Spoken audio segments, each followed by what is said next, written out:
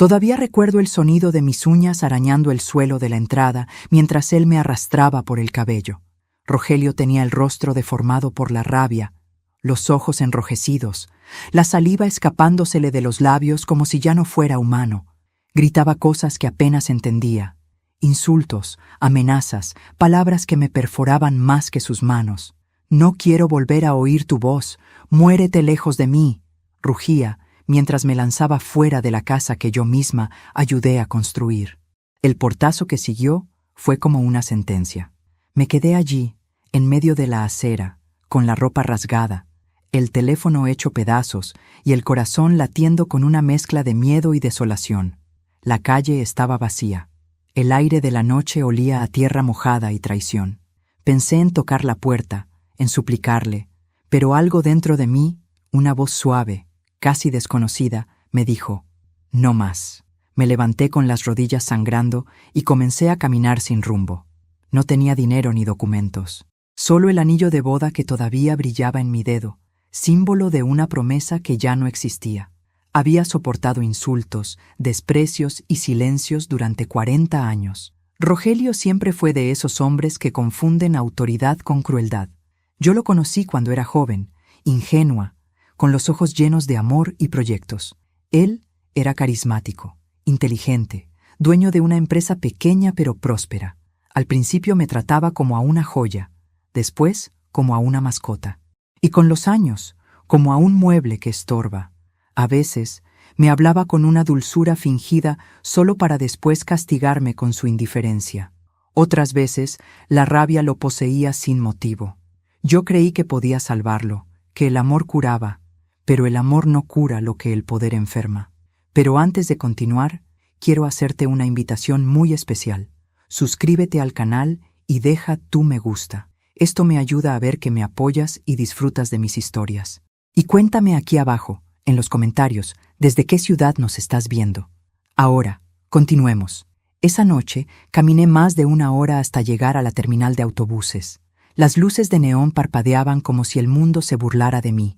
Me senté en una banca, abrazándome los brazos, sintiendo cómo el frío me atravesaba la piel y los recuerdos. Una mujer del servicio de limpieza se acercó. «¿Está bien, señora?», me preguntó. Asentí, pero la voz no me salía. Ella me ofreció una botella de agua y una mirada compasiva. «Hay una pensión cerca, barata. Pida por doña Nidia. Diga que la manda Mariela». Seguí su consejo. Caminé hasta un callejón donde las luces eran escasas y el silencio espeso. La pensión era un edificio viejo, con paredes agrietadas y olor a sopa recalentada. La dueña, una mujer robusta y amable, me dio una habitación sin hacer preguntas. «Págueme cuando pueda, mija», me dijo. «Aquí todas venimos escapando de algo». Esa frase me acompañó toda la noche. Dormí poco, con el cuerpo adolorido y el alma en ruinas. Miraba el techo descascarado y pensaba, ¿cómo llegué hasta aquí? Al amanecer, me senté junto a la ventana. El sol se filtraba tímido entre los edificios, como si temiera mirarme. En el espejo del armario vi mi reflejo, una mujer con el rostro amoratado, el cabello enmarañado y los ojos vacíos. Por primera vez en décadas no me reconocí, y por un instante me odié, por haber permitido tanto, por haber callado tanto. Me prometí que, si sobrevivía a esa humillación, nunca más volvería a ser invisible. 2 días después, cuando el dolor físico empezaba a ceder, escuché un golpe en la puerta. 3 toques secos. No esperaba a nadie. Abrí despacio. Del otro lado había un hombre de traje negro, alto, con expresión seria. Sostenía una carpeta en las manos. «¿Señora Beatriz Zamora?», preguntó. Asentí. «Soy el licenciado Herrera. Necesito hablar con usted sobre su esposo, el señor Rogelio Duarte». Mi cuerpo se tensó. «¿Qué pasa con él?», pregunté con voz baja. El hombre dudó un momento. Me extendió un sobre cerrado. «Temo que traigo noticias difíciles». Tomé el sobre. Mis dedos temblaban. El licenciado bajó la mirada, incómodo, y agregó: «El señor Duarte fue encontrado sin vida ayer por la noche». El mundo se detuvo. No sentí alivio, ni tristeza, ni sorpresa, solo una especie de vacío que me dejó sin aire. Pero lo que me heló la sangre no fue la noticia, Fue la forma en que el abogado me miró cuando abrió la carpeta. Sus ojos se agrandaron, incrédulos. «No puede ser», murmuró, pasándose una mano por la frente. «Esto no tiene sentido». «¿Qué cosa?», pregunté, apenas respirando. Él me mostró la primera hoja del expediente. Allí, en letras negras, se leía: «Última voluntad de Rogelio Duarte. Heredera universal, Beatriz Zamora». «Él», balbuceó el abogado, «él la nombró a usted». «Eso es imposible», dije. «Me echó de casa. Me odia». El licenciado negó con la cabeza. «Firmó este documento 3 días antes de su muerte». El aire se me cortó. 3 días. 3 días antes de arrastrarme por el suelo y dejarme en la calle. ¿Qué clase de juego enfermo era ese? Me senté en la cama. Las palabras del abogado resonaban en mi cabeza una y otra vez. Última voluntad. Heredera universal. ¿Era una trampa? ¿Un castigo? ¿Una confesión? El licenciado cerró la carpeta y me miró con una expresión que no supe descifrar. «Señora Zamora», dijo con voz firme, «necesito que venga conmigo a la casa». «¿A la casa?» «Sí, hay algo que debe ver». No pregunté más, solo asentí, y mientras subíamos al auto negro que esperaba afuera, miré por última vez la pensión. La lluvia comenzaba a caer, y aunque no lo sabía aún, esa sería la última vez que me sentiría completamente libre. El auto negro avanzaba lento por las calles empedradas. A través de la ventana empañada veía pasar los árboles desnudos y los rostros indiferentes de la gente. Cada movimiento del vehículo parecía acompañar el eco de las palabras que aún resonaban en mi cabeza. El señor Duarte fue encontrado sin vida. Yo iba en silencio. El licenciado Herrera, sentado frente a mí, revisaba una carpeta sin decir palabra. Su rostro era sereno, pero sus ojos se movían inquietos, como si intentara ordenar un rompecabezas imposible. Yo apenas podía respirar. Nunca imaginé que el final de Rogelio llegaría así, sin lágrimas, sin redención, sin un último insulto que cerrar. Después de 40 años de matrimonio, lo que me quedaba de él era un sobre y una firma, y según aquel hombre, una herencia que no entendía por qué existía.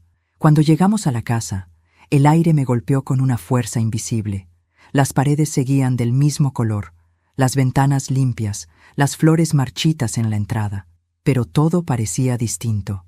El hogar que una vez fue mío ahora se sentía como una tumba. El licenciado abrió la puerta principal con un juego de llaves. «La policía ya terminó la inspección», me explicó. «Dijeron que fue un accidente, una caída en la escalera del estudio». Asentí sin responder. Una parte de mí quería creerlo. Otra sabía que Rogelio nunca tropezaba. Él hacía tropezar a los demás. El abogado me condujo hasta el despacho. Sobre el escritorio de roble había una caja cerrada, una carpeta gruesa y una carta doblada. El olor a tabaco y a madera vieja me hizo sentir una punzada en el pecho. Ese despacho había sido el centro de su dominio, su reino. Entrar allí sin su presencia era como invadir el territorio de un fantasma. «Todo esto estaba aquí cuando encontraron el cuerpo», dijo Herrera. «La policía lo entregó como parte de las pertenencias del fallecido». Luego, con cautela, colocó la carta frente a mí. «Está dirigida a usted». Mis manos temblaron al tomarla. El sobre tenía mi nombre escrito con la caligrafía de Rogelio, o al menos eso parecía. Lo abrí con cuidado. El papel olía a humo y perfume, como si alguien hubiera intentado borrar un rastro. La carta decía: «Beatriz, si estás leyendo esto, significa que ya no estoy. No sé si alguna vez podrás perdonarme. Tal vez no lo merezco, pero quiero que sepas que, pese a todo lo que te hice, hay algo que no puedo dejar sin resolver. Si alguien pregunta, diles que lo hice por ti, no por amor, sino por culpa. La llave que te dejo abrirá algo que siempre te perteneció».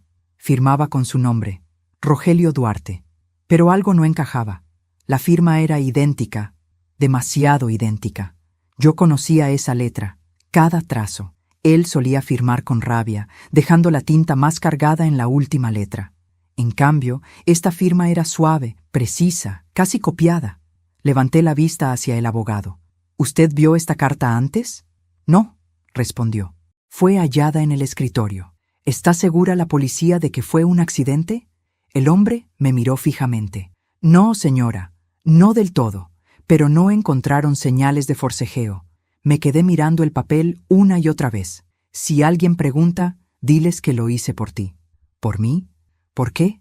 ¿Qué era eso que me pertenecía? Abrí la carpeta. Dentro había documentos de propiedad, extractos bancarios y algo que me heló la sangre. Una llave plateada, pequeña, con una etiqueta de cuero que decía «Cuarto del sótano». ¿Sabe qué hay allí?, preguntó el abogado. Asentí. Era un lugar al que Rogelio nunca me permitió entrar. Siempre decía que guardaba asuntos de negocios. Yo, por miedo, nunca insistí. Tomé la llave. La sostuve en la mano, sintiendo su frío como un recordatorio de todos los años que viví sin tocar nada que fuera de él. El licenciado Herrera me observaba con una mezcla de curiosidad y respeto. «Debo decirle algo más, señora Zamora», añadió con voz baja. «¿Qué cosa?» Cuando revisé el expediente de su esposo, noté algo extraño. ¿Qué? El testamento que lo declara a usted como heredera fue firmado 3 días antes de su muerte, pero los testigos declararon que Rogelio no estaba solo cuando lo hizo. Sentí un nudo en el estómago. ¿Quién estaba con él? Una mujer, respondió hojeando la carpeta. No figura su nombre, solo su firma, Lucía Ramírez. El aire pareció volverse más denso. Ese nombre lo conocía. Lucía había sido su secretaria hacía más de 10 años. Una mujer joven, discreta, con una sonrisa que nunca me gustó. Él siempre la defendía. Decía que era eficiente, leal, necesaria para el negocio. ¿Está segura?, pregunté. Totalmente. Revisé la firma 2 veces. El abogado recogió los papeles y me miró con prudencia. Le recomiendo descansar, señora Zamora. No tome decisiones apresuradas, pero yo ya había decidido. Quiero ver el sótano, le dije. ¿Ahora? Sí. Bajamos juntos. La puerta estaba en el extremo del pasillo, detrás del comedor. El cerrojo estaba oxidado, como si no se hubiera abierto en años. La llave giró con dificultad y un olor a humedad y polvo escapó de golpe. El sótano estaba casi vacío. Cajas apiladas, una lámpara colgante, una mesa vieja cubierta por una lona. Me acerqué. Bajo la tela había una caja fuerte empotrada en la pared. El abogado me ayudó a abrirla. Dentro había carpetas, fotografías y sobres con nombres de empresas. Pero lo que realmente me hizo temblar no fueron los documentos. Fue una fotografía que cayó al suelo. Era Rogelio. Y junto a él, Lucía. Ambos sonreían, con copas de vino en la mano, en el mismo despacho donde él se accidentó. En el reverso de la foto, una frase escrita con tinta roja. «Hasta que la muerte nos una, amor mío». El abogado levantó la vista. «Esto cambia todo, señora Zamora». «Sí», respondí con la voz quebrada. «Cambia absolutamente todo». Me quedé mirando aquella foto como si contuviera la respuesta a todos los años de mi vida desperdiciados. Rogelio me había destruido una y otra vez, pero incluso en su muerte seguía envolviéndome en su mentira. Esa noche, cuando el abogado se marchó, me quedé sola en la casa. El reloj marcaba las 11 y el viento golpeaba las ventanas. Tomé la carta y la puse sobre la mesa del comedor. La leí una vez más. Luego la doblé con cuidado, la guardé en un sobre nuevo y la sellé con mi nombre. Si él quería que todo terminara por mí, así sería, pero no como él lo había planeado. Esa noche, el silencio tenía peso. No era el silencio de la paz, sino el del miedo. Cada rincón de la casa parecía observarme. Las paredes, las cortinas, incluso los muebles, todo conservaba el aliento de Rogelio, como si aún estuviera allí, esperando que yo cometiera algún error para gritarme de nuevo. Caminé despacio por el pasillo. El sonido de mis pasos se mezclaba con el crujido de la madera vieja. Encendí una lámpara, y el resplandor reveló un retrato de nosotros dos, colgado junto a la escalera. Yo con el cabello recogido y los ojos llenos de juventud. Él, serio, dominante, con la mano sobre mi hombro como si me estuviera marcando su territorio. Por un instante quise arrancarlo de la pared, pero me contuve. Había algo sagrado en los recuerdos, incluso en los que duelen. El aire olía a cigarro y a soledad. En la cocina aún quedaban platos sin lavar, y sobre la mesa un vaso medio lleno de whisky. Fue su última bebida, pensé. El mismo whisky que yo aprendí a detestar porque siempre olía a amenaza. Subí al segundo piso. Cada escalón me devolvía una escena, un fragmento del infierno que había vivido. Allí, en el pasillo, él me gritó que no servía para nada. Allí, junto a esa ventana, me empujó cuando intenté responderle. Y allí, en la puerta de nuestro dormitorio, me juró que si lo dejaba, nadie me creería. Esa fue su mayor victoria, hacerme invisible. Pero esa noche, mientras encendía la luz de mi habitación, comprendí que ya no le pertenecía ni el miedo ni el silencio. El dormitorio estaba tal como lo recordaba. La cama perfectamente tendida, el armario cerrado con llave, las cortinas cubriendo el amanecer. Me senté al borde de la cama y miré el tocador. Sobre él había un frasco de perfume medio vacío y una peineta de plata. Ambos tenían mi nombre grabado, regalo de boda. Nunca imaginé que los regalos podían volverse cadenas. Mientras recorría con la mirada la habitación, noté algo. Un cajón entreabierto en el escritorio de Rogelio. Me acerqué. Dentro había carpetas, sobres y un llavero con una pequeña etiqueta. La tomé. Decía, archivo personal, no abrir. Por supuesto, lo abrí. Y lo que encontré me dejó sin aire. Dentro del cajón había un contrato de compraventa con mi nombre. Vendedora, Beatriz Zamora de Duarte. Comprador, Lucía Ramírez. Fecha, 4 meses atrás. Mi firma aparecía al final del documento, junto a la de Rogelio y la de esa mujer. Pero yo jamás había firmado nada parecido. Sentí un escalofrío recorrerme el cuerpo. Cada trazo de esa firma era mío, o una copia perfecta. Mi esposo no solo había jugado con mi vida, había usado mi nombre para vender bienes que me pertenecían. Tomé el contrato y lo extendí sobre la cama. A un costado, una carpeta marcada con la letra de Rogelio decía «Confidencial, Proyecto Lucía». La abrí. Dentro había recibos, transferencias, copias de correos electrónicos. En uno de ellos, fechado 2 semanas antes de su muerte, se leía: «Lucía, todo estará listo antes del aniversario. Si Beatriz pregunta, dile que es un trámite menor. Nadie sospechará. Después de esto, seremos libres. Libres». Esa palabra se me clavó como un cuchillo. Libres de mí, probablemente, de la esposa que les estorbaba. Me dejé caer en la silla. Durante años soporté sus insultos porque creí que el matrimonio era un voto sagrado. Ahora entendía que lo único sagrado para él era el dinero, y para ella, la ambición.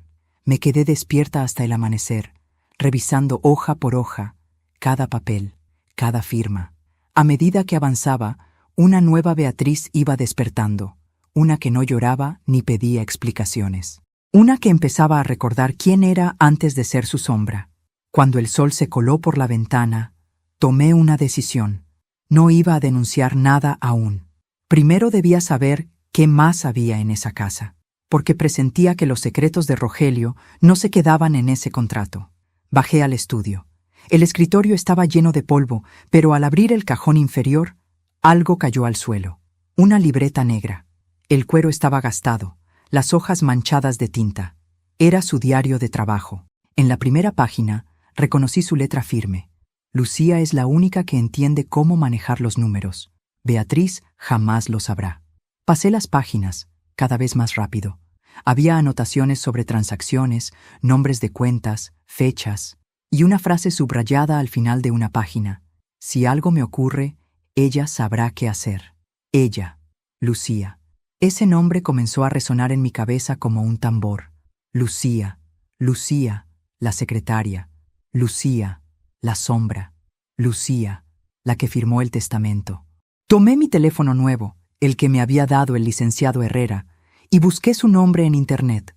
Nada. Ni redes sociales, ni dirección, ni fotografía reciente. Era como si hubiera desaparecido del mapa. Y entonces recordé algo. En la carta que Rogelio dejó había una frase que no entendí del todo. La llave abrirá algo que siempre te perteneció. Subí al ático. Abrí el viejo baúl de mis cosas, el único espacio donde él nunca metió las manos. Y allí, envuelto en una manta, encontré un marco de fotos. Era la primera imagen de nuestra boda. Pero detrás del marco, pegada con cinta, había una pequeña ranura. Dentro, una memoria USB. Me quedé observándola con un nudo en el estómago. ¿Era eso lo que siempre me perteneció? ¿O era otra de sus trampas? No lo supe. Solo la guardé en el bolsillo y apagué las luces. La casa volvió a sumergirse en silencio. Pero esta vez, el silencio no me asustó. El silencio me estaba hablando. Dicen que el pasado siempre encuentra la forma de tocarte la puerta, aunque cambies de casa, de piel o de nombre. Y cuando esa puerta se abre, ya no hay vuelta atrás. Esa mañana lo entendí por completo. Pasé casi toda la noche mirando aquella memoria USB sin atreverme a conectarla. La tenía sobre la mesa, junto al café frío, como si fuera un pedazo de mi propia historia reclamando atención. Afuera llovía, y cada trueno parecía marcar el ritmo de mi respiración. Finalmente, reuní el valor. Encendí la computadora de Rogelio, la misma que él me prohibía tocar, y conecté la memoria. La pantalla parpadeó. Apareció una carpeta con un solo nombre: Proyecto LR. Abrí el archivo principal. Era una lista de transferencias bancarias, con fechas, montos y nombres de empresas desconocidas, pero en todas había una coincidencia. El dinero terminaba en una cuenta registrada a nombre de Lucía Ramírez. El corazón me latía con fuerza. Pasé a la siguiente carpeta. Allí estaban los correos. En uno de ellos, fechado apenas una semana antes de su muerte, Rogelio escribía: Lucía, lo haremos como acordamos. Beatriz no sospecha nada. Después del cierre viajaremos a Chile. Todo será tuyo y lo que sobre, mío. Sentí una mezcla de asco y alivio. Por fin tenía la prueba de que mis sospechas no eran simples delirios de una esposa dolida. Mi marido no solo me traicionó, me robó, y ella fue su cómplice. Pasé las horas siguientes leyendo los mensajes, uno por uno. Había planes de evasión fiscal, compras de terrenos falsos, incluso transferencias a paraísos fiscales. Pero entre tanto fraude, encontré algo más inquietante. Un correo sin remitente, con el asunto advertencia. Si sigues con ella, te vas a hundir. Sabes de lo que es capaz. Ya lo hizo antes. No decía quién lo enviaba, ni a qué se refería con «ya lo hizo antes». Pero esa frase me dio escalofríos. ¿De qué hablaban? ¿Había otra víctima antes que yo? Decidí buscar respuestas fuera de la casa. Fui hasta la antigua oficina donde Rogelio tenía su empresa. El edificio estaba cerrado, abandonado. Las ventanas cubiertas de polvo, los letreros caídos, el eco del fracaso impregnando el aire. Golpeé la puerta del negocio de al lado, una pequeña tienda de repuestos. El dueño, un hombre mayor con manos manchadas de grasa, me miró sorprendido. ¿Usted es la esposa de don Rogelio?, preguntó. Asentí. Su rostro cambió. No pensé que volvería por aquí. Necesito información, dije. ¿Conoce a una mujer llamada Lucía Ramírez? Trabajó con mi esposo. El hombre soltó una risa amarga. ¿Conocerla? Claro. Difícil olvidarla. Era la que realmente mandaba aquí. Sus palabras me helaron. ¿Mandaba? Sí, señora. Desde que su marido enfermó, ella se encargaba de todo. Decía que usted no se preocupaba por los negocios, que solo quería dinero, y él, bueno, él la obedecía, aunque a veces se le veía asustado. Me quedé en silencio. El corazón me pesaba como una piedra. ¿Asustado? ¿Por qué? Una noche bajó la voz. Lo oí discutir con ella. Decía algo sobre mantener la boca cerrada o pagar las consecuencias. Nunca más lo vi tranquilo después de eso. Regresé a casa con una sensación amarga. Lucía no solo había sido su amante, lo tenía controlado, lo manipulaba con algo, con un secreto que él no podía permitirse revelar. Y si eso era cierto, entonces su muerte no había sido casualidad. Volví a revisar los papeles del sótano. Entre ellos encontré un contrato de seguro de vida. El beneficiario era, por supuesto, Rogelio. Pero en la letra pequeña había algo extraño. Una cláusula añadida a mano que decía: si el titular fallece, la beneficiaria será su esposa legítima, Beatriz Zamora. No entendía nada. ¿Por qué dejarme todo si me odiaba? ¿Por qué cambiar el testamento y mantener esa cláusula si planeaba huir con otra mujer? La respuesta era tan absurda como dolorosa. Quizás se arrepintió. Esa noche soñé con él, con su voz, con su sombra. Lo veía sentado en su escritorio, escribiendo una carta. Cuando me acercaba, levantaba la mirada y me decía: no era a ti a quien quería destruir, Beatriz. Era a mí mismo. Desperté empapada en sudor, con el corazón en un puño. Durante años lo odié por su crueldad, pero nunca lo había considerado débil. Esa palabra, debilidad, no formaba parte de su mundo, y sin embargo, ahí estaba, flotando sobre todo lo que me rodeaba. Decidí visitar al licenciado Herrera de nuevo. Le conté lo del correo, el contrato y la memoria. Su expresión se volvió grave. «Señora Zamora», dijo, «lo que usted describe podría significar que su esposo estaba siendo extorsionado. ¿Por Lucía? Posiblemente. Si él cambió el testamento, tal vez fue un intento de protegerla a usted». Sentí un nudo en la garganta. ¿Protegerme? ¿Después de todo lo que me hizo? No quería creerlo, pero tampoco podía ignorar las pruebas. El abogado abrió un expediente. «Hay algo más», continuó. «La policía aún no cerró el caso. Encontraron huellas femeninas en la escalera donde cayó su esposo, pero no eran suyas. El aire se me escapó del pecho. ¿Lucía?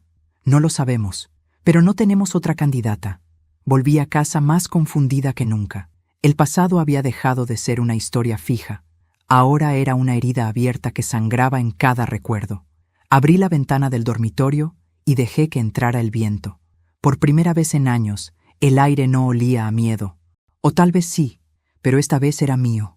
Mientras miraba el cielo anaranjado del atardecer, murmuré en voz baja: «Te odié tanto, Rogelio, que olvidé que alguna vez te amé. Y tal vez ese fue mi peor castigo». Guardé la memoria USB en una caja y cerré con llave el cajón. No sabía aún qué iba a hacer con todo aquello, pero sí sabía algo. Ya no era la mujer que él arrastró por el cabello. Era la mujer que iba a descubrir por qué murió. Las mentiras tienen un sonido particular. No hacen ruido cuando llegan, pero resuenan después, cuando ya es demasiado tarde para detenerlas. Yo lo supe en el momento exacto en que el licenciado Herrera me llamó esa mañana. «Señora Zamora», me dijo con voz tensa, «necesito que venga a mi despacho. Hay algo que debe ver». Su tono no era el de un abogado común. Era el de un hombre que había visto algo que lo había dejado sin palabras. El cielo estaba gris cuando llegué.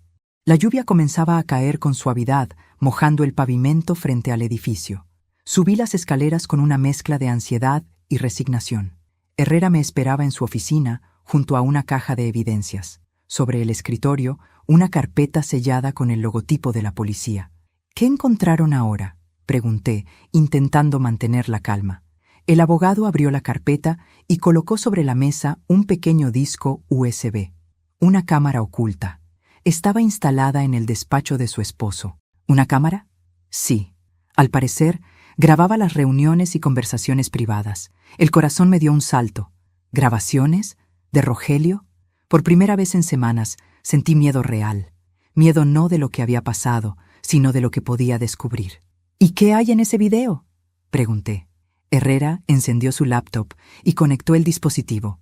«Quiero que lo vea usted misma». La pantalla se iluminó. El video mostraba el despacho de Rogelio, iluminado por la lámpara del escritorio. Era de noche. Él estaba allí, de espaldas a la cámara, sirviéndose un trago.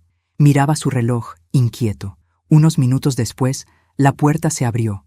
Una mujer entró. Su figura era delgada, su andar seguro. Rogelio se giró. Sonrió con una mezcla de miedo y deseo. «Lucía», susurró él. «Pensé que no vendrías». Ella no respondió. Cerró la puerta y avanzó hasta quedar frente a él. No podía verle el rostro con claridad, pero su voz era inconfundible. «Sabes lo que tienes que hacer, Rogelio», dijo ella con calma. «Ya no hay vuelta atrás». Él bebió un sorbo de whisky, nervioso. «No puedo. Es demasiado». «¿Demasiado?», repitió ella con una sonrisa helada. «Después de todo lo que hicimos juntos, ¿ahora quieres hacerte el inocente?». El silencio fue eterno. Entonces, él la miró fijamente. «Si algo me pasa, Beatriz lo sabrá todo». «Eso espero», respondió Lucía. De pronto, el video se cortó. La imagen siguiente mostraba el despacho vacío. El reloj marcaba las 11:20. La policía había declarado que Rogelio murió a las 11:35. «¿Y eso es todo?», pregunté. Herrera negó con la cabeza. «No, hay otra parte».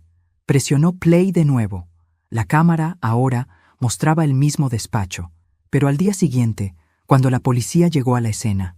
Y allí, sobre el escritorio, había algo que me hizo helarme. Una chaqueta color beige. Mi chaqueta. la misma que había usado 2 días antes, cuando fui a la casa con el licenciado. Esa no puede ser la mía, susurré. Herrera me miró con seriedad. La policía encontró fibras coincidentes con su ropa en el escritorio. Me está diciendo que creen que yo...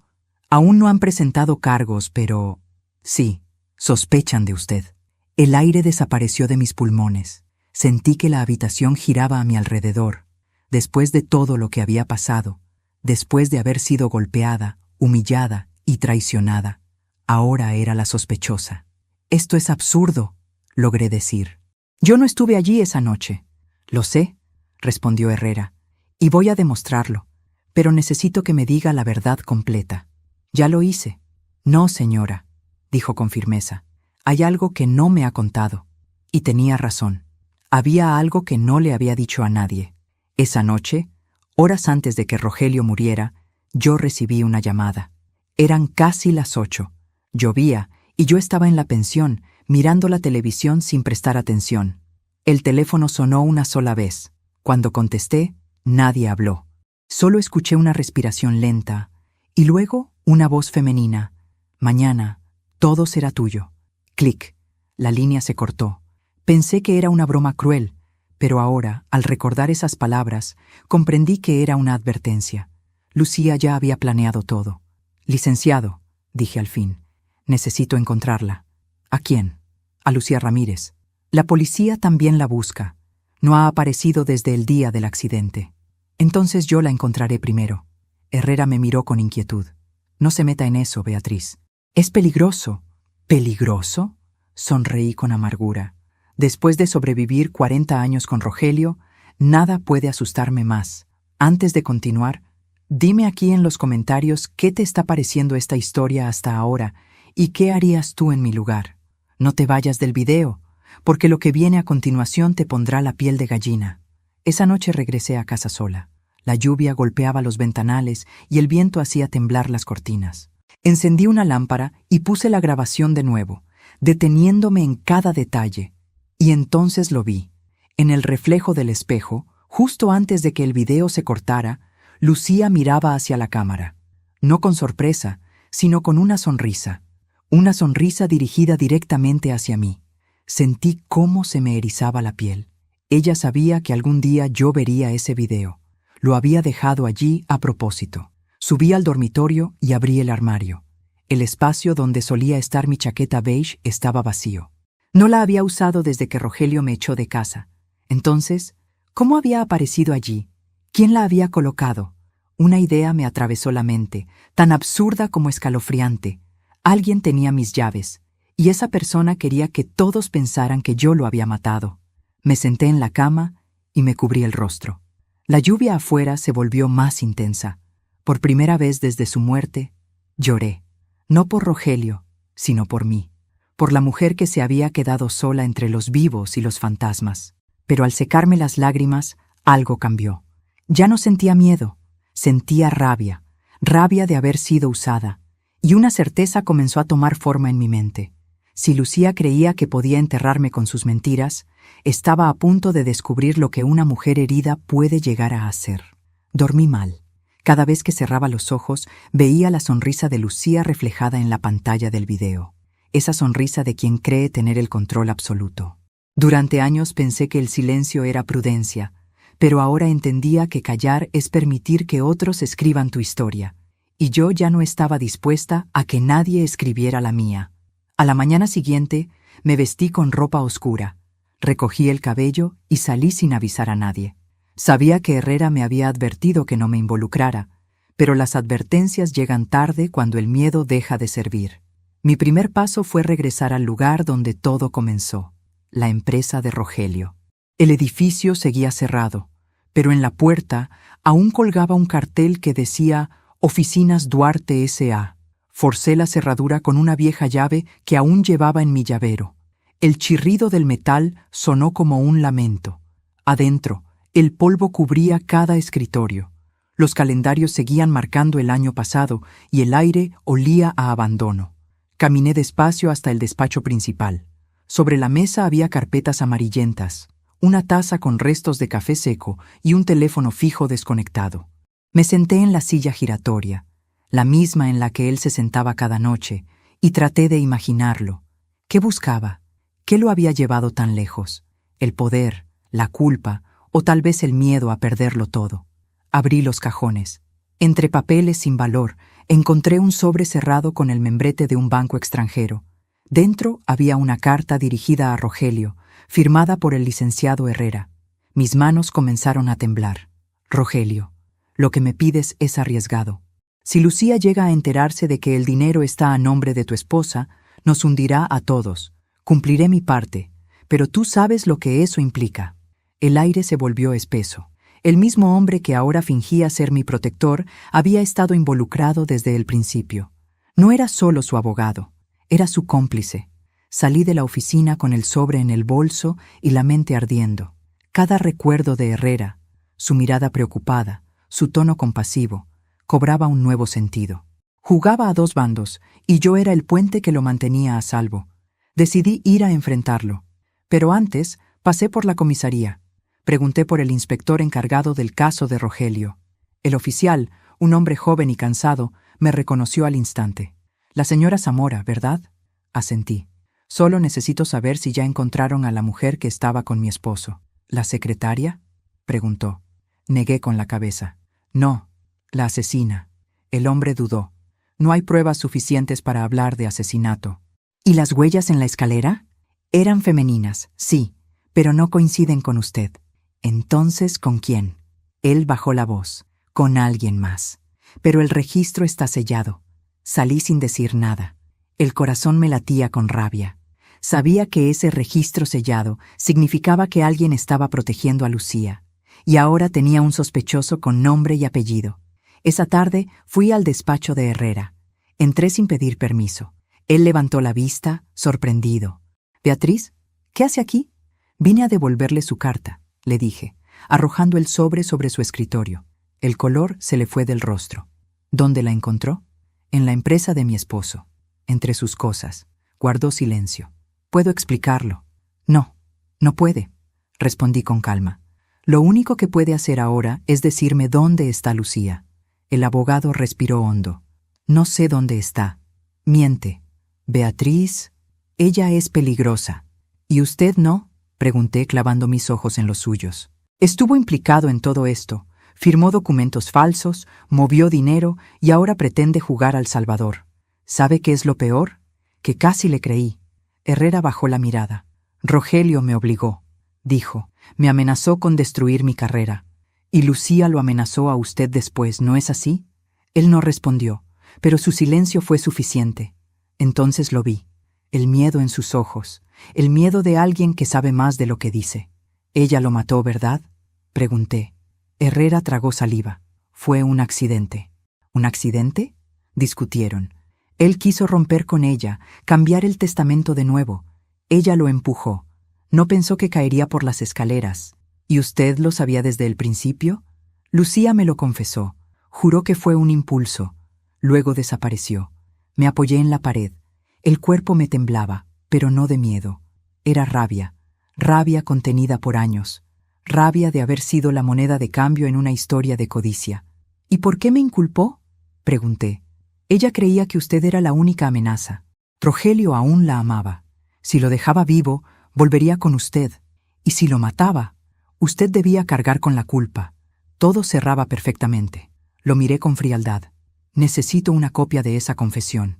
«No hay grabación», dijo él. «Solo mis palabras». «Entonces su palabra servirá». «¿Qué piensa hacer?». «Lo que usted no tuvo el valor de hacer». Tomé el sobre y salí. Sabía que a partir de ese momento estaba sola. Pero por primera vez, eso no me asustó. De regreso en casa, abrí el cajón donde guardaba la memoria USB. Encendí la computadora y revisé los videos nuevamente. Detuve la imagen en el reflejo del espejo. Y allí, detrás de Lucía, vi algo que antes había pasado por alto. Un marco dorado con una fotografía. Amplié la imagen. Mi corazón se detuvo por un instante. En la foto estaban Rogelio, Lucía y el licenciado Herrera. Los tres sonrientes, levantando copas de champán. El título grabado en el marco decía: Socios 2018, Proyecto Mirasol. No solo me habían traicionado en lo personal, habían construido juntos una red de corrupción a mis espaldas. Cerré la computadora, apagué las luces y caminé hacia el espejo. Me observé con detenimiento. Ya no era la mujer temblorosa que pedía perdón por existir. Era una mujer que había perdido el amor, la casa y la inocencia, pero había ganado algo mucho más poderoso: claridad. Y la claridad, cuando se mezcla con el dolor, se convierte en fuego. Ahora me toca a mí, murmuré. El reflejo en el espejo me devolvió una sonrisa distinta, una que Lucía reconocería muy pronto. Nunca imaginé que volvería a oír su voz después de tantos años. Andrés, mi hijo, el mismo que se marchó cuando tenía 20 y tantos, cansado de los gritos de su padre y de mis silencios. La última vez que lo vi fue en un aeropuerto, con una mochila en la espalda y un rencor que yo misma ayudé a construir. «Cuando quieras salvarte, mamá, avísame», me dijo entonces. Yo no le respondí. Solo lloré en silencio, como siempre hacía. Pero esa tarde, mientras revisaba los papeles de Rogelio y las pruebas de su corrupción, el timbre sonó. 3 golpes secos, seguros. Abrí la puerta y allí estaba, mi hijo, con el cabello lleno de canas prematuras, el rostro endurecido, los ojos idénticos a los míos. «Hola, mamá». No supe qué decir, solo lo abracé. Y aunque él se quedó inmóvil, sentí que una grieta en mi pecho comenzaba a cerrarse. Entró con paso lento, mirando todo a su alrededor. La casa le resultaba familiar, pero cargada de fantasmas. «Huele igual», dijo con una sonrisa triste. «A madera vieja y mentiras». «No todo fue mentira», le respondí con voz baja. «¿No?», me miró con ironía. «¿Sabes cuántas veces papá me dijo que tú estabas loca? Que fingías ser víctima para manipularlo. Y tú le creíste. Era mi padre, mamá». Sentí que algo dentro de mí se rompía. «¿Y qué te trajo de vuelta?», pregunté. «Una llamada». «¿De quién?». «De un abogado, un tal Herrera». Mi cuerpo se tensó. «¿Qué te dijo?». «Que papá había muerto y que tú estabas involucrada». Las palabras me cayeron como piedras. Andrés me observaba, buscando una señal de culpa en mis ojos. «No fui yo, hijo». «¿Y esperas que te crea?», preguntó con amargura. «Desapareces durante años y justo cuando él muere, resulta ser la heredera». Me senté en la mesa del comedor, exhausta. Saqué los documentos, la carta de Rogelio, la foto, la memoria USB. «Léelo», le dije. «Todo». Él suspiró. Se sentó frente a mí y comenzó a revisar cada hoja. Su expresión fue cambiando, de incredulidad a confusión, de confusión a ira y de ira a silencio. Pasaron casi 20 minutos sin que ninguno hablara. Cuando al fin levantó la mirada, sus ojos estaban llenos de lágrimas. Él te robó todo», murmuró. «Y ella, esa mujer, Lucía Ramírez», dije. Asintió. «La recuerdo. Venía a casa cuando yo era niño. Siempre traía caramelos». «Sí», respondí. «Caramelos para ti y veneno para mí». Andrés dejó los papeles y me tomó la mano. Por primera vez en décadas sentí su calor, su compasión. «Perdóname, mamá», dijo con la voz quebrada. «Yo también te fallé». «No», susurré. «No me fallaste. Solo necesitabas huir para no parecerte a él». Nos quedamos así, tomados de la mano, en silencio. El reloj marcaba las 8 y el viento golpeaba las ventanas. El pasado se sentó con nosotros a la mesa, y aunque dolía, por primera vez no intenté expulsarlo. «¿Qué vas a hacer ahora?», preguntó después. «Terminar lo que empezó». «¿Te refieres a Lucía?». Asentí. «Sí, ella sigue libre, y no va a parar». «¿Por qué no dejar que la policía se encargue?». Sonreí con amargura. «Porque la policía no sabe lo que es vivir con miedo. No saben lo que es dormir junto a tu verdugo y fingir que todo está bien». Andrés bajó la mirada. «No quiero perderte otra vez». «No me vas a perder», dije levantando el mentón. «Ya me perdí durante 40 años. Ahora me encontré». Pasamos el resto de la noche revisando los documentos juntos. Andrés, con su mente analítica de ingeniero, fue conectando nombres y números. Descubrió que una de las empresas a las que Rogelio transfería dinero estaba aún activa. Se llamaba Mirasol Investments, y el representante legal, Liquen Ernesto Herrera. Nos miramos en silencio. Todo encajaba: Herrera, Lucía, Rogelio. Una tríada de codicia que había terminado en muerte. Solo faltaba uno por caer. Andrés apretó los dientes. Si ese hombre te usó, tiene que pagar. Pagará, dije con calma. ¿Cómo? Ya lo verás. Antes de irse, Andrés se detuvo en la puerta. ¿Recuerdas lo que me dijiste cuando era niño? Depende de qué momento. Cuando papá me castigó por romper su reloj, tú me abrazaste y dijiste, el tiempo pone todo en su lugar. Asentí. Y lo está haciendo, hijo. Él me sonrió. Entonces déjame ayudarte. Lo abracé de nuevo, esta vez con fuerza. Había esperado toda una vida para sentir esa paz, y aunque sabía que el camino que me esperaba era peligroso, también sabía que no iba a recorrerlo sola. Esa noche, cuando me quedé sola, encendí una vela frente a la fotografía de Rogelio. El fuego iluminó su rostro. Nunca me pediste perdón, le dije, pero me dejaste las herramientas para hacerlo a tu manera. El viento entró por la ventana y la llama se agitó, como si respondiera. Tomé la memoria USB, la guardé en mi bolso y escribí una nota corta. Licenciado Herrera, mañana sabrá lo que se siente perderlo todo. Sonreí con serenidad. Ya no temblaba, ya no lloraba, ya no era la mujer a la que arrastraron por el cabello. Era la mujer que iba a cerrar la historia. Y mientras la vela se consumía, una frase se grabó en mi mente como una promesa. El miedo se acaba el día en que decides no volver a ser víctima. Hay silencios que huelen a despedida. Esa mañana, mientras preparaba café, supe que era el día. No porque lo planeara, sino porque lo sentí. El aire tenía esa densidad extraña que precede a las tormentas, y el corazón me latía con la calma de quien ya no tiene nada que perder. Andrés aún dormía. Habíamos pasado la noche revisando papeles, armando líneas de tiempo, buscando huecos en la historia. Pero yo sabía que el rompecabezas no se resolvía con documentos. Había cosas que solo se entienden mirando a los culpables a los ojos. Guardé la memoria USB en el bolso, junto con la carta de Rogelio y el contrato con la firma falsificada. Me puse el abrigo y salí sin hacer ruido. La mañana estaba fría, y el cielo, cubierto de nubes del color del plomo. Caminé hasta la parada del autobús. Nadie podría sospechar que la mujer de cabello blanco y mirada serena llevaba en su bolso la prueba que podía destruir a 2 personas. El despacho del licenciado Herrera estaba en el centro, en un edificio elegante de fachada gris. Cuando llegué, su secretaria me miró con incomodidad.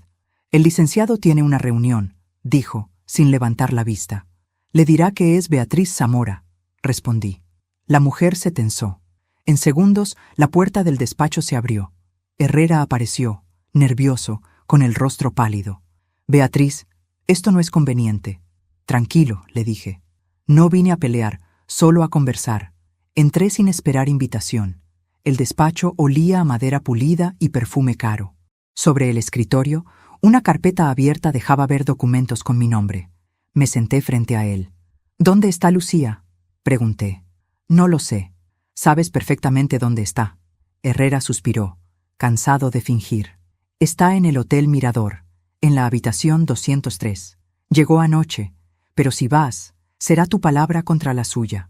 «No necesito palabras», respondí, sacando la memoria USB del bolso. «Tengo esto».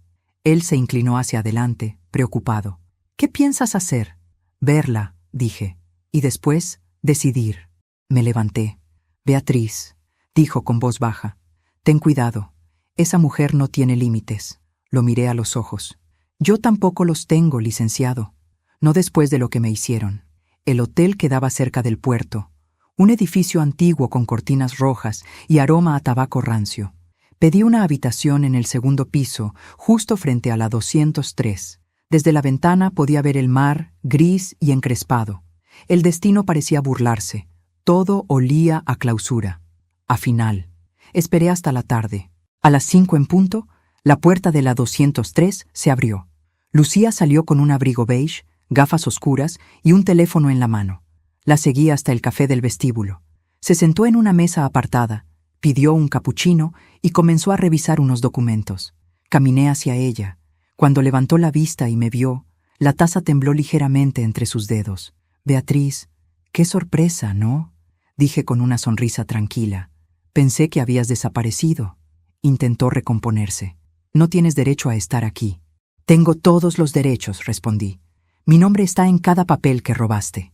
Ella rió suavemente. No sabes de lo que hablas. Sé perfectamente de lo que hablo. Saqué la memoria USB y la coloqué sobre la mesa. Aquí está todo. Los correos, los pagos, la noche en que empujaste a Rogelio. Su rostro perdió el color. Eso es una mentira. No, dije. Es tu voz, tu rostro, tu crimen. Lucía miró alrededor, asegurándose de que nadie escuchara. Se inclinó hacia mí y susurró: ¿Qué quieres, Beatriz? Dinero, paz, un trato. Puedo darte lo que sea. Lo único que quiero es mirarte a los ojos mientras te derrumbas. Guardó silencio. Luego, con una sonrisa fría, murmuró: Tú no entiendes nada. Él también me usó. No, repliqué. Tú lo elegiste. Yo no. Sus ojos se endurecieron. No creas que la policía te creerá. Te odian tanto como él. Tal vez. Pero el mundo cambia cuando una mujer deja de callar. Tomé la memoria, la metí en el bolso y me levanté. Lucía me sujetó del brazo. Si haces algo, perderás a tu hijo. ¿Qué sabes de mi hijo? Pregunté congelada. Más de lo que imaginas. Sonrió con malicia. Tu hijo también recibió dinero de la empresa de Rogelio. ¿Mientes? ¿Estás segura? Pregúntale por Mirasol Investments. Me quedé sin palabras. Lucía aprovechó mi desconcierto y se levantó. No me busques más, dijo, y salió del café. Volví a casa al anochecer. Andrés me esperaba, nervioso. ¿Dónde estuviste? Con Lucía. Su rostro se tensó. ¿Y? Dice que tú recibiste dinero de tu padre. Él se quedó mudo. Luego suspiró. No fue así, mamá. Cuando me fui del país, papá me ofreció ayuda. Me transfirió una cantidad enorme. Dijo que era una forma de compensar el pasado. ¿Y nunca le devolviste el dinero? Intenté, pero me bloqueó. Después no supe más. Lo miré a los ojos. ¿Y sabías de Mirasol Investments?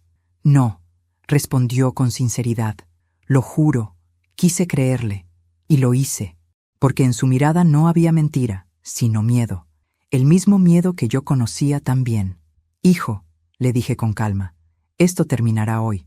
¿Qué vas a hacer? Voy a darle lo que se merece. Esa noche regresé al hotel. Lucía estaba en el bar, con una copa de vino. La lluvia golpeaba los ventanales con fuerza. Me acerqué a su mesa y me senté frente a ella sin pedir permiso. ¿Otra vez tú? Dijo cansada. Sí, respondí. Vine a cerrar lo que empezaste. Saqué un pequeño grabador de voz. Presioné play. De él salió su propia voz, tomada del video que ella creyó destruir. Sabes lo que tienes que hacer, Rogelio. Ya no hay vuelta atrás. Lucía palideció. ¿Dónde conseguiste eso? No importa. Lo tengo, y ahora también la policía. Se levantó bruscamente. Estás loca. Tal vez, dije, pero a diferencia de ti, puedo dormir tranquila. Intentó arrebatarme el grabador, pero lo sostuve con fuerza. En el forcejeo, su copa cayó al suelo. El cristal se hizo añicos. Todos los clientes se giraron a mirar. Lucía retrocedió, trastabilló, y su pie resbaló en el vino derramado. Cayó hacia atrás. El golpe seco contra el mármol resonó como un disparo. La gente corrió hacia ella. Yo me quedé inmóvil. La observé. Su cuerpo yacía en el suelo, los ojos abiertos, el cuello torcido. El camarero gritó algo, pero no lo oí. Solo sentí el mismo silencio que había en la casa el día que Rogelio murió. El destino tiene un sentido del humor cruel. A veces no necesitas venganza, solo esperar a que la vida cobre su deuda. Horas después, la policía me tomó declaración. Dijeron que fue un accidente, que la mujer resbaló. Yo asentí sin agregar nada. No era necesario mentir. El destino lo había hecho por mí. Cuando llegué a casa, Andrés me esperaba con los ojos enrojecidos. ¿Qué pasó, mamá? Nada que no estuviera escrito. Le conté lo sucedido, sin adornos. Él se quedó en silencio largo rato. Luego me abrazó. Papá, Lucía, el abogado, todos pagaron su precio. Sí, dije, pero el mío fue el más alto. Pasaron semanas. El caso se cerró oficialmente. Herrera perdió su licencia y desapareció del país. Yo vendí la casa y me mudé a una pequeña vivienda frente al mar. No buscaba lujo ni redención, solo silencio. El tipo de silencio que ya no pesa, sino que cura. Cada mañana camino por la orilla, con los pies descalzos, y miro el horizonte. A veces pienso en Rogelio. No con odio, sino con una mezcla de tristeza y compasión. Al final, su castigo fue su propia vida vacía, y el mío fue sobrevivirlo. Andrés me visita los fines de semana. Lleva flores, prepara café, me cuenta de su trabajo. Poco a poco, el pasado va desvaneciéndose, como la espuma del mar que borra las huellas en la arena. Una tarde, mientras el sol se ocultaba, él me tomó la mano y dijo: «Te admiro, mamá». «¿Por qué?». «Porque no te rendiste». Sonreí. «No, hijo, no me rendí. Solo aprendí que el amor sin respeto no es amor, es condena». Esa noche, antes de dormir, abrí el cajón de mi escritorio. Dentro guardaba la memoria USB, la carta de Rogelio y una fotografía antigua. Él, yo y Andrés en tiempos felices. Encendí una vela y miré la llama danzar. «Ya está hecho», susurré. Todo terminó. La llama se inclinó con el viento, y por un instante creí escuchar su voz, no la de Rogelio, ni la de Lucía, sino la mía, la voz de la mujer que había recuperado su vida. Me miré en el espejo. Ya no vi a la víctima, vi a una sobreviviente, y en mis ojos, por fin, había paz. Durante 40 años fui la sombra de un hombre. Hoy, por fin, volví a ser mi propia luz. Apagué la vela. El silencio me abrazó como un viejo amigo, y supe, con absoluta certeza, que la venganza más grande era seguir viva. El mar se ha convertido en mi único testigo. Cada mañana, camino por la orilla, con una taza de café entre las manos, viendo cómo las olas vienen y van, como si también quisieran limpiar lo que un día dolió. Durante mucho tiempo creí que el silencio era mi castigo, pero ahora sé que era mi refugio. El silencio no siempre significa miedo. A veces es una forma de escuchar lo que el alma tiene que decir. Después de todo lo que viví, aprendí algo que quisiera que quien me escuche recuerde. No hay edad para empezar de nuevo. No importa cuánto te hayan humillado, roto o hecho creer que no valías nada. Siempre llega un día, uno solo, en que decides mirar el espejo y decir: «Ya basta». Ese día todo cambia, porque el miedo no desaparece, simplemente deja de mandar. A veces me siento en el balcón y miro las flores que Andrés plantó. Las riego, les hablo, y me doy cuenta de que también yo volví a florecer. El dolor ya no me domina. Ahora solo me visita, como una vieja conocida que se sienta a conversar un rato y se va sin hacer ruido. He perdonado, no por ellos, sino por mí, porque vivir aferrada al odio es seguir cargando las cadenas de quien te hizo daño. Y yo ya he cargado demasiado. El mar ruge a lo lejos, las gaviotas cruzan el cielo, y yo, Beatriz Zamora, doy gracias por seguir aquí, viva, fuerte y en paz, porque mi historia no termina con venganza, sino con libertad. Antes de despedirme, quiero pedirte algo muy especial. Suscríbete al canal y deja tu me gusta si esta historia te llegó al corazón. Así sabré que estás ahí, acompañándome, y que mis palabras no se pierden en el viento. Y por favor, cuéntame en los comentarios desde qué ciudad nos estás viendo. Me encantará leerte, saber que mi voz llega a otros corazones, lejos o cerca. Gracias por escucharme. Gracias por sentir conmigo. Soy Beatriz Zamora, y esta fue mi historia.